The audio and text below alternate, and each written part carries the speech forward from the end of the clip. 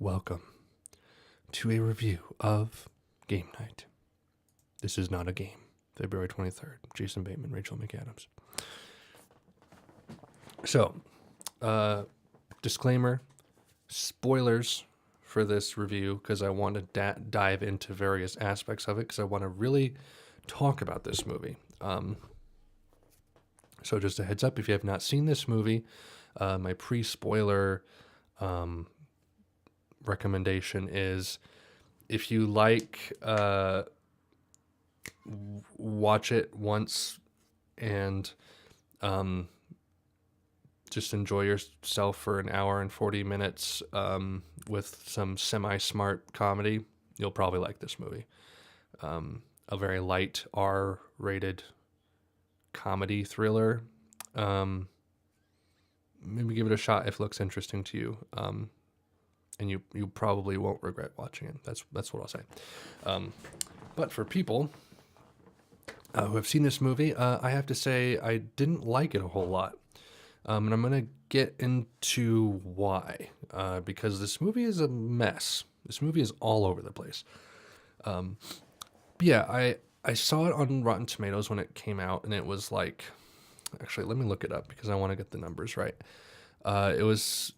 It did okay both critics-wise and user-wise. You gotta be in the search bar to do that.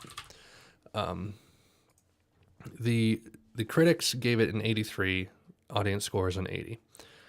With a talented cast turned loose on a loaded premise and a sharp script loaded with dark comedy and unexpected twists, Game Night might be more fun than the real thing.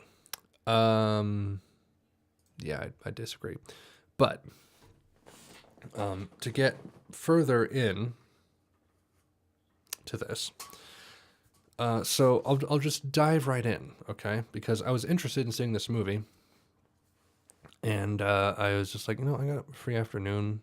I just feel like watching it. I'll just just turn it on and see what I think. And I just kind of ended up watching the whole movie. I want to talk about this thing because it's one of those movies where no pride in this. I'm the kind of person who, when I watch a movie, I can sometimes see things where I'd be able to fix it, where I'd be like, cut that line, cut that shot, put the camera over there, and it'd be way better. I'm not the only person who does this, so it's not me trying to toot my own horn. If you watch Every Frame a Painting, he'll occasionally do that where he's like, look, if you were to do this, wouldn't that work a lot better? Just editing things, basically, and different editing choices. I watched this movie, and there were a myriad of things where I was like, they shouldn't have done that. They shouldn't have done this. They shouldn't have done that. A lot of unnecessary choices that detracted from the comedy of it. And I would say that this is a movie. If you're watching this, I'm going to assume you've seen it already, so I'm not going to try to explain the plot. I assume you know the plot. This is a movie where the premise is good enough to where if the filmmaking aspect of it is done well enough as well, it could be a movie in the same league as Shaun of the Dead, right? Because you think of Shaun of the Dead and you think of this masterpiece comedy that elevates itself to a point where it's there are so many perfect aspects to it. And comedies rarely nail all the aspects. Comedies rarely get cinematography, editing, sound, just right to where it also complements the acting and direction, which are the two big ones when it comes to comedies. And this movie seemed to be focused way more on the plot and the acting than getting any kind of... There was a little bit of focus splashed onto cinematography and some shot composition, but it felt half-assed a little bit, and it didn't feel like full bore. So let me just kind of dive in there. I liked the tilt shift photography that they did to make it look like little game pieces for people on a bridge, people in cars, people in houses, stuff like that. You just see like the house pieces like in a cul-de-sac, and it's like, oh, okay, they use tilt shift, and it kind of makes it look like it's Monopoly or something, right? That's fine. The motion tracked on a car kind of camera, that's fine. But there's also moments where I was like, you shouldn't have had that shot. You should have like made this shot longer, or just had it cut between two shots rather than adding like extra shots here and there.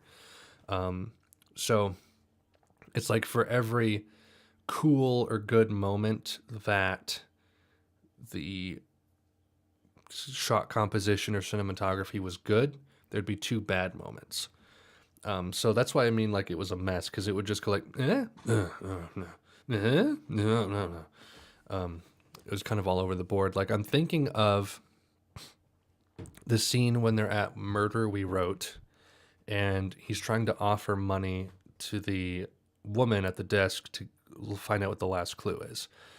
And he's putting money across the desk. And if you watch that scene closely, you'll notice that there's like way too many cuts. It'd be a much funnier scene if there were fewer cuts. And actually, that whole scene is that whole moment of him putting money on the table was a little annoying to me because there were so many cuts. But then right at the very end, it shows his like $10 bill, his $5 bill, his $1 bill. And the last bill you see is inching in from the top of the screen, and it shows it for a split second, and then it cuts, and the woman says something. And it's like, that was a good moment. Like that was a funny way to show that in shot composition.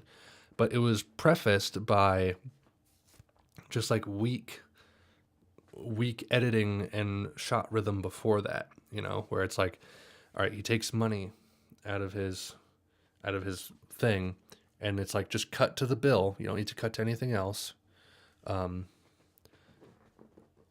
don't know. It's one of those things, and it's like, I'm not trying to nitpick here.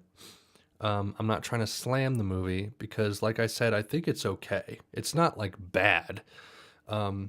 It's made me meditate on these things that I wish I could see in more movies. Like, I wish more movies were as good as Shaun of the Dead. And when I see movies like this get close, but then fail in a myriad of ways, I get kind of like sad because I'm like, you could have been so good. Odd, like 3 or 4 weird, like political jokes. Like like they were doing like charades, and it's like people who have all the power. And it's like white people, and like, okay, fine, whatever. Donald Trump shows up as an answer to a question, and then when Rachel McAdams is looking how to fix a bullet wound, and she's like, it's on like an alt-right website, so just ignore the racist stuff. And I'm like, why'd you have to add that? Like, what didn't serve anything. It's like, nobody likes the alt-right, like, even me, I'm conservative, and like, I don't like the alt-right, but you don't need to like just shoehorn that into your comedy about board games. That's how I felt. It was a little bizarre and out of place, and I was like, why did you need to do that? Highly obnoxious scene, taking the bullet out of the arm. Holy crap. As soon as Jason Bateman said, like, you're going to need to take this out of my arm, I'm like, oh no. Like, I literally rolled my eyes. Like, I know exactly what kind of scene is coming up. It's going to be a scene where she's going to bumble around and try to get it out of his arm and mess up, and things are going to go wrong, and there's going to be hijinks. And like, oh, yeah, that's what happened. Slices his arm even more, pours Chardonnay or whatever it is on everything. And then it's like, oh, look, it actually went through the arm. We didn't need to do that. It also highlighted one of the key problems with this movie being the tone disparity when it came to jokes and character choices. Like, the characters of I don't remember their names. Jason Bateman and Rachel McAdams are a married couple. Um, like they would have weird moments where they would be like lighthearted and make jokes, and it's like this doesn't seem like a moment to make jokes right now. And it's not even like the jokes were like they were making jokes. They were being funny and lighthearted. It wasn't like they were doing things and that was the joke, you know? Like Shaun of the Dead.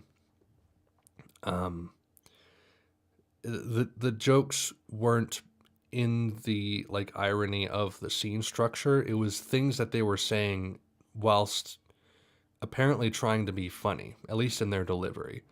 And that's the key difference. Like the moment where the guy gets sucked into the plane engine and dies, and Rachel McAdams is like, "Yes! Oh no, he died!" Like I chuckled because her delivery was funny, but not because the joke was placed in there well. It's like you just saw a guy explode into a plane engine, and you're gonna go with, "Oh no, he died," and you don't even seem sincere about it. Like this is some scarring stuff that's happening to you, and you're kind of shaking it off a little bit. And with certain movies, you can get away with that kind of stuff if the tone is set right. But in this movie, the tone wasn't really set that way. You know, it it kind of begins as like a comedy version of the game or You're Next or something like that, right? Where it's like, oh, horror things are going to happen. But there's this like lighthearted tone that kind of stays a little too prevalent throughout the movie, and it sort of ruins anything in the last half of the movie, pretty much. Also, Michael C. Hall did not do a good job. Not that he acted poorly, but like he was the wrong choice to play the Bulgarian, and he barely had anything to do, and he did not seem foreboding in the least. Like some kind of skinny guy in a t-shirt, like, "Hey, I'm gonna cook this out of your stomach. Let's see what you got." It's like, all right, you're not scary, dude. You probably should have like played it a little more quietly or something like that, but I don't know. Um, the twists weren't crazy either. Like the guys coming to the house to take his brother. It's like, all right, these are real guys, and there's gonna be the fake guys later, and sure enough, that happened. Um, Also, while his brother's getting beaten up in the house, he's not saying anything about it. Like it's only once he's getting like duct tape that he's like, "These aren't the real guys," and then he's not yelling like for help. It's like if you think that these are not the guys you hired, you should be like yelling for help at the people 6 feet away from you. The like six people there. That didn't make much sense to me. Why he was like so keen on just fighting by himself. Um, yeah, and then Ryan, who's supposed to be the comic relief, wasn't super funny. It's like the jokes was that he was stupid, but those often fell flat. Trying to think what else. Um, the fact that Gary hijacked the game night um, into that elaborate thing seemed way too crazy and bizarre. Even in a comedy movie, I was just like, okay, whatever. It's not like a satisfying twist or something. And then, of course, he's standing there. Like, yeah, I did it. I did it. I got fake shot. I'm not going to get real shot now. I'm like, you're going to get real shot now. And he got real shot now in his shoulder. But then he did okay. Yeah, it's not a bad movie. It's just there were so many detractors in it that kept it from being like really good. Like if this had been written like on a Your Next level of quality in terms of like twists and compelling stuff, like I'd rather it not had taken place in as many locations as it did, because it's like you have like their house, and then you go to the brother's house. They go to the Murder We Wrote place. They go to a bar. They go to like a convenience store. They go to a party in a fancy house. They go to a bridge, and they go to like an airport tarmac. And I'm like, all right, this feels way too hectic, I think is the thing. It didn't feel like a comedy thriller when you have that many locations and there's a car chase that you're not invested in at all. So I kind of wish it was kind of like Your Next, where it's like it's like a single location or very few locations, and it's able to focus, very much. Like I was hoping it was all going to take place in the brother's house, and they started with the clues and then like realized further things that was happening. Like if they had been able to find out just by looking through his home that he was, involved in blah blah blah blah, without having to leave the home or go anywhere else, and then like at the end of the movie, then maybe go to a different location. I think that would have been a lot better, because seems like a low key premise, but then it gets played up a little bit like a wacky comedy, when the tone wasn't set like that from the beginning. So anyway, that's about it. I've talked about it way too much, but I wanted to kind of dive into the things that bothered me in the movie, namely because I kind of wish they hadn't been there, because this could have been a really, really, really good movie. And some people might really, really like it. I also think the R rating wasn't utilized well enough. It could have been even more, but it's just like blood is shown. That's pretty much it. A guy goes into a plane engine, but that's not even super awful. It's just kind of typical Hollywood comedy R, violence and language. So that's about it. As far as recommending the movie, kind of like I said at the beginning, even though you've watched all the way through the spoilers, but if you haven't seen this movie for some reason, you just got all that spoiled, I wouldn't discourage people from seeing it, but I'm not going to quickly recommend it either. I'd say watch The Game instead, because I think is going to be a little more interesting and a little less predictable. And for a genuine horror movie this movie seemed to sort of go in a direction of, but never quite did. Your Next is quality horror. That's it.